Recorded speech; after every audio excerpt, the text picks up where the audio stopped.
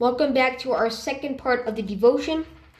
We're going to turn to page 5, get our ledger, and the title will be David and Goliath.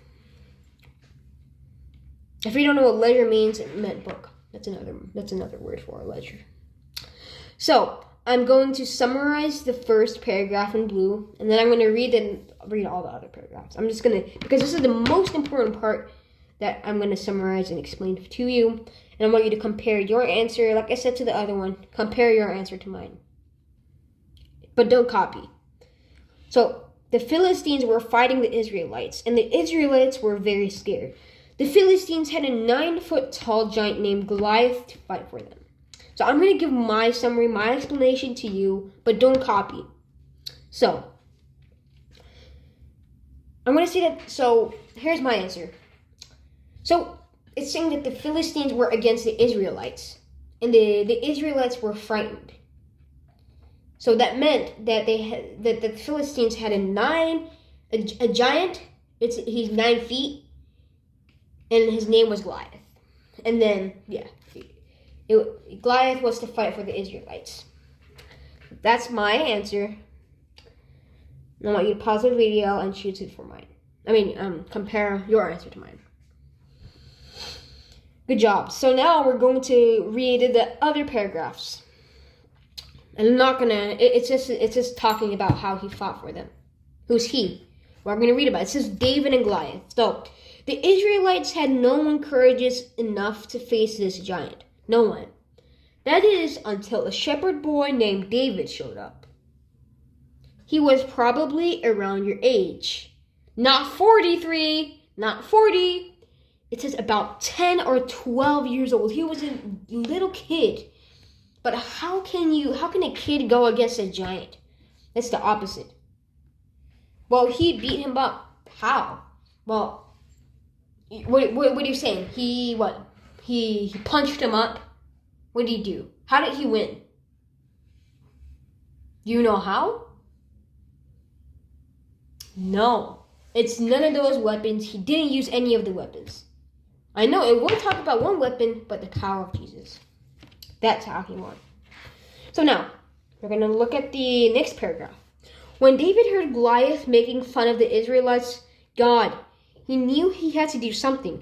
David didn't have a sword or spear, like I said. He didn't have any weapon, but he had a great faith in Jesus, just like I said. He wanted the whole world to know that there is a God in Israel, and that he is a powerful God. So God used David's gift of throwing stones with a slingshot to topple a giant. David was successful because he wasn't fighting for himself. He was fighting so everyone would know about God. And he was successful because he wasn't trying to be like anyone else. He didn't try to use a soldier's armor that didn't fit him. He simply used the gifts and skills God had given him to do the fighting. Remember, God has given you special talents too. My talent is that, doing piano. That's one of my talents, and I appreciate my talent because I enjoy my music and I can show emotion into it. That's one of my talents. You don't need to be like anyone else to do good things for God.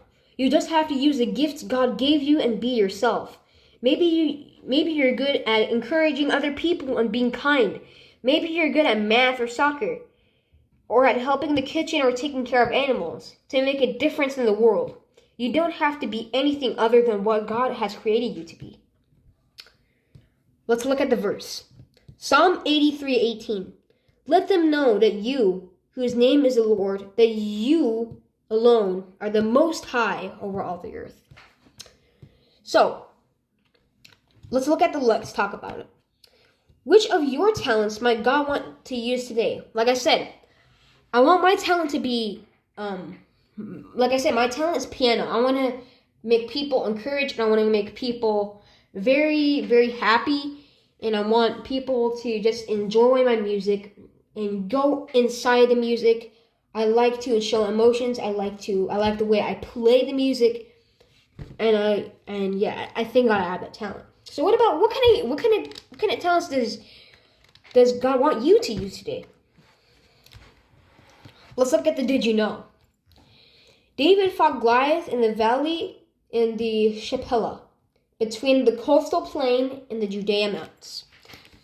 So it's saying where he fought and between where to where. So I just want to thank you for watching my devotion. We'll talk about the third day in the next video, or next day. I'll see you tomorrow.